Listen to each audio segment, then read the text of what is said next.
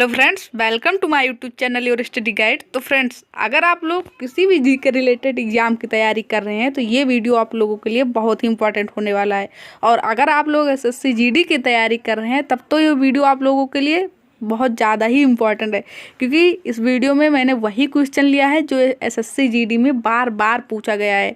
तो वीडियो को लास्ट तक ज़रूर देखिएगा। और ये सारे क्वेश्चन इतने इम्पॉर्टेंट है कि हम बता भी नहीं सकते, आपके एग्जाम में इनमें से कोई ना कोई क्वेश्चन तो ज़रूर ही आएगा। तो वीडियो को लास्ट तक ज़रूर देखिएगा। अब देखिए पहला क्वेश्चन क्या है हम लोगों का, जो कि हर एग्जाम में पूछा जाता है, बहुत ही इंपॉर्टेंट क्वेश्चन है उगादि निम्नलिखित में से किस राज्य का प्रसिद्ध उत्सव है। उगादि निम्नलिखित में से किस राज्य का प्रसिद्ध उत्सव है। अब आप लोगों को ये पता होगा कि जो उगादि उत्सव है ये 3 राज्यों में मनाया जाता है। कहाँ मनाया जाता है? 3 राज्यों में। कहाँ कहाँ? एक तो आंध्र प्रदेश में मनाया जाता है, दूसरा कर्नाटक में मनाया जाता है, और एक तमिलनाडु में भी ये मनाया जाता है। तो कहाँ कहाँ? आंध्र प्रदेश, कर्नाटक और तमिलनाडु, ये तीनों राज्यों में मनाया जाता है। तो आप लोग तीनों राज्यों में से कोई भी राज्य देखेंगे तो उस पर सही आंसर आप लोग लगाएंगे। हाँ, लेकिन एक बात ध्यान रखिए कि एग्जाम में तीनों राज्य नहीं दिए जाएंगे एक साथ, इसमें से कोई एक ही ऑप्शन में होगा। तो ध्यान रखिएगा, उगादि निम्नलिखित में से किस राज्य का प्रसिद्ध उत्सव है? तो आंध्र प्रदेश का है, ध्यान रखिएगा। कर्नाटक और तमिलनाडु भी ऑप्शन में होंगे तो वो भी राइट आंसर उसका होगा। अगला क्वेश्चन क्या है देखिए, पद्मा सुब्रमण्यम जी का संबंध किस क्लासिकल डांस से है? पद्मा सुब्रमण्यम जी का संबंध किस शास्त्रीय नृत्य से है? तो देखिए, पद्मा सुब्रमण्यम, यामिनी कृष्णमूर्ति, बैजंती माला, सोनल मान सिंह, ये लोग किससे संबंधित है? बहुत ही प्रसिद्ध डांसर हैं ये लोग, और ये सभी लोग भरतनाट्यम से संबंधित हैं। किससे हैं? भरतनाट्यम से। कौन कौन? यामिनी कृष्णमूर्ति, बैजंती माला, सोनल मान सिंह, पद्मा सुब्रमण्यम, यामिनी कृष्णमूर्ति। तो इन लोगों का नाम आप लोग ध्यान रखिएगा, ये बार बार पूछी जाती हैं और किससे संबंधित है? तो भरतनाट्यम से। अगला क्वेश्चन हम लोग देखते हैं, क्वेश्चन नंबर 3 है, खजुराहो के मंदिर। क्वेश्चन क्या है? खजुराहो के मंदिर किस राजवंश के द्वारा बनवाए गए थे? तो ये मंदिर बहुत ही प्रसिद्ध है, आप लोगों को भी पता है कि किस राजवंश ने बनवाया था। तो चंदेल राजवंशों ने बनवाया था खजुराहो के मंदिर। और कल के प्रैक्टिस सेट में आप लोगों ने देखा था कि कामाख्या का मंदिर कहाँ स्थित है, पूछा गया था। तो कामाख्या का मंदिर कहाँ है? असम के गुवाहाटी में। और खजुराहो के मंदिर किसने बनवाया था? तो चंदेल वंश ने, ध्यान रखिएगा। अगला क्वेश्चन क्या है देखिए, लावड़ी लोक नृत्य किस राज्य से संबंधित है? लावड़ी लोक नृत्य किस राज्य से संबंधित है? तो किस राज्य से संबंधित है? महाराष्ट्र से। आप लोगों को पता होगा लावड़ी, तमाशा, ये सब कहाँ के हैं? ये सभी महाराष्ट्र के हैं। कहाँ के हैं? महाराष्ट्र के। आप लोग कैसे याद रखते होंगे इसे? देखिए, महाराष्ट्र में यहाँ देखिए बीच में क्या आता है? हार। क्या आता है? हार।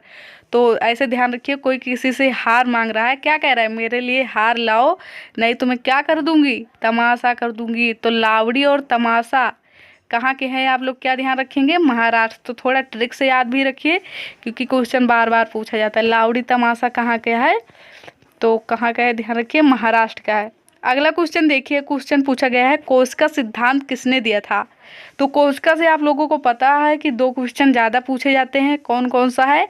एक तो कोशिका की खोज किसने की थी, और एक कोशिका सिद्धांत किसने दिया था। तो कोशिका की खोज पूछे तो कौन है? रॉबर्ट हुक है। और अगर कोशिका सिद्धांत पूछे तो स्लाइडन एवं स्वान है। तो इस क्वेश्चन का आंसर हम लोगों का क्या होगा? स्लाइडन एवं स्वान। कोशिका सिद्धांत किसने दिया? स्लाइडन एवं स्वान ने दिया है। लेकिन यही पूछे कि कोशिका की खोज किसने की थी, तो रॉबर्ट हुक जी ने की थी। अब ऑप्शन में देखिए, फंक। फंक ने, आप लोगों को पता होगा कि 1911 में क्या किया था? विटामिन की खोज की थी। विटामिन की खोज किसने की थी? तो फंक ने। कब? 1911 में। अगला क्वेश्चन देखिए, क्वेश्चन नंबर 6 है। क्वेश्चन पूछा जा रहा है कि माइक्रोलिथ का प्रयोग प्रारंभिक मानव द्वारा किया जाता था। तो माइक्रोलिथ से क्या होता था? माइक्रोलिथ का प्रयोग होता था पत्थर के औजार बनाने में। आप लोगों को पता होगा कि प्रारंभिक मानव औजार बनाते थे किससे? पत्थरों से, हड्डियों से।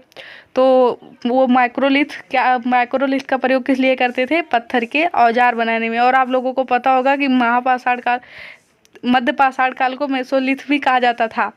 तो ये सारे क्वेश्चन है जो पूछे जाते हैं। माइक्रोलिथ का उपयोग वो लोग पत्थर के औजार बनाने में करते थे, प्रारंभिक मानव।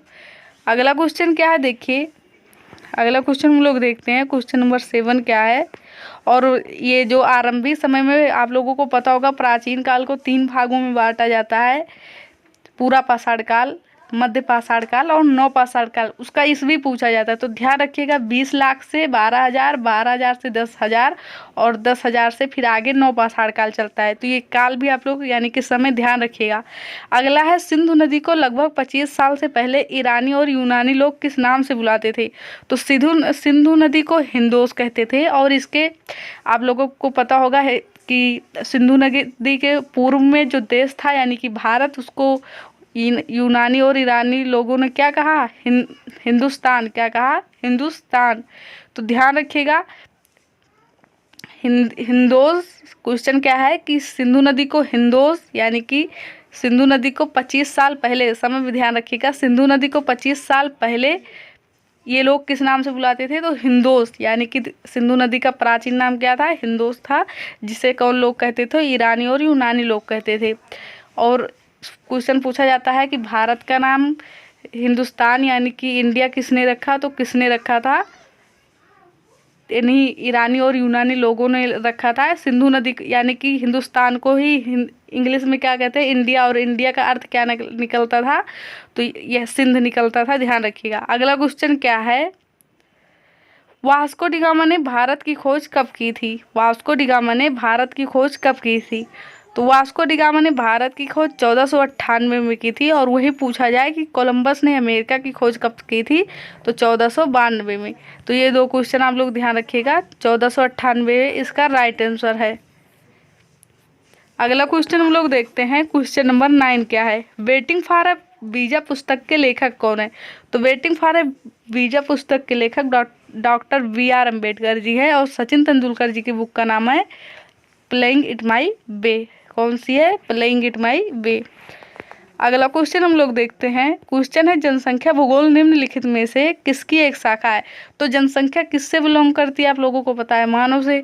तो मानव भूगोल का ये है, ध्यान रखिएगा, जनसंख्या भूगोल किसकी एक शाखा है, तो मानव भूगोल की। क्वेश्चन क्या है, निम्नलिखित में से किस ग्रह का कोई भी चंद्रमा नहीं।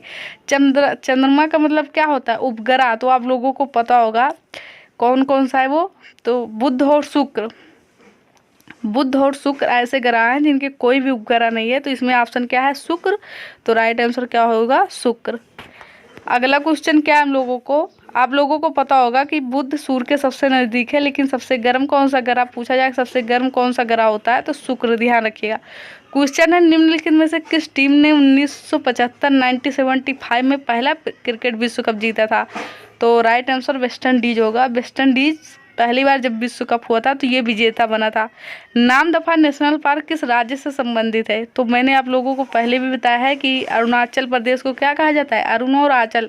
आंचल ने अरुण से क्या कहा कि मेरी जिंदगी से तेरा नाम दफा। तो नाम दफा कहाँ का हो जाएगा, अरुणाचल प्रदेश का। राइट आंसर क्या होगा, ऑप्शन 3। हम लोगों का ये राइट आंसर क्या हो जाएगा, ऑप्शन 3। अरुणाचल प्रदेश का नेशनल पार्क कौन सा है, नाम और दफा, यानी कि नाम दफा। अगला क्वेश्चन है हम लोगों का, पन्ना नेशनल पार्क किस राज्य से संबंधित है, किस राज्य में स्थित है। तो मैंने आप लोगों को बताया था कि मध्य प्रदेश के बहुत ही इम्पोर्टेंट है, 6-7 हैं। कौन कौन से, बांधव, माधव, संजय, सतपुड़ा, वन विहार, पन्ना, पेंच। एक बार फिर से सुनिए, पेंच, पन्ना, संजय, बांधव, माधव, सतपुड़ा, वन विहार। ये सभी कहाँ के हैं, तो मध्य प्रदेश के हैं, ध्यान रखिएगा। और ये सारे कभी कोई पूछा जाता है कभी कोई, तो बहुत ही इंपॉर्टेंट है, ध्यान रखिएगा। अगला क्वेश्चन हम लोगों का क्वेश्चन नंबर 15। क्वेश्चन क्या है देखिए, भारत ने किस वर्ष में तिब्बती आध्यात्मिक गुरु दलाई लामा को भारत में आश्रय दिया था। तो 1959 में। आप लोगों को पता होगा कि दलाई लामा तिब्बती क्षेत्र से संबंधित थे, वो यहाँ पर भाग कर आए थे भारत में, भारत ने इन्हें आश्रय दिया था। यही कारण है कि चीन ने भारत पर आक्रमण भी किया था। तो 1959 में भारत ने दलाई लामा गुरु को भारत में आश्रय दिया था। अगला क्वेश्चन है कि आँख के पारदर्शी अग्रभाग को क्या कहा जाता है। तो क्या कहा जाता है, कार्निया कहा जाता है। क्या कहा जाता है, कार्निया। और पूछा जाता है भारत का आँख का कौन सा भाग दान किया जाता है, तो कार्निया को ही दान दिया जाता है, ये भी ध्यान रखिएगा। तो आँख के पारदर्शी अग्रभाग को क्या कहते हैं, कार्निया। ऑप्शन 3 इसका राइट आंसर है। क्वेश्चन नंबर 3 है हम लोगों का, वर्ष 1921 में किसने विश्व भारती नामक प्रसिद्ध शैक्षणिक संस्थान की स्थापना की थी? तो रविन्द्रनाथ टैगोर जी ने की थी। किसने? 1921 में की थी। प्रसिद्ध शैक्षणिक संस्थान किसकी? भारत विश्व भारती। तो रविन्द्रनाथ टैगोर जी का नाम ध्यान रखिएगा। कुतुब मीनार कहाँ स्थित है? तो कहाँ स्थित है? दिल्ली में स्थित है। ये कभी कभी सिंपल क्वेश्चन भी हड़बड़ी में गलत हो जाता है, तो ध्यान रखिएगा। कुतुब मीनार कहाँ है? दिल्ली में है, यानी कि दिल्ली में स्थित है। अगला क्वेश्चन हम लोगों का क्या है? Question number 19। क्वेश्चन नंबर 19 है, द गाइड के लेखक कौन है? तो आर के नारायण। कौन है? आर के नारायण जी द गाइड के लेखक हैं। बहुत बार पूछे जाते हैं, ध्यान रखिएगा। अगला क्वेश्चन है, बिहू किस राज्य में मनाया जाने वाला उत्सव है? तो असम में। पूछा जाता है बिहू कितने प्रकार का होता है? तो 3 प्रकार का होता है, रंगाली बिहू, कटी बिहू और माघ बिहू। ध्यान रखिएगा, इंपॉर्टेंट क्वेश्चन। बिहू कहाँ का है? असम का है। आई होप वीडियो आप लोगों को पसंद आया होगा। वीडियो पसंद आया हो तो वीडियो को लाइक करें, चैनल को सब्सक्राइब करें, अपने फ्रेंड्स के पास शेयर जरूर करें। Thank you for watching this video.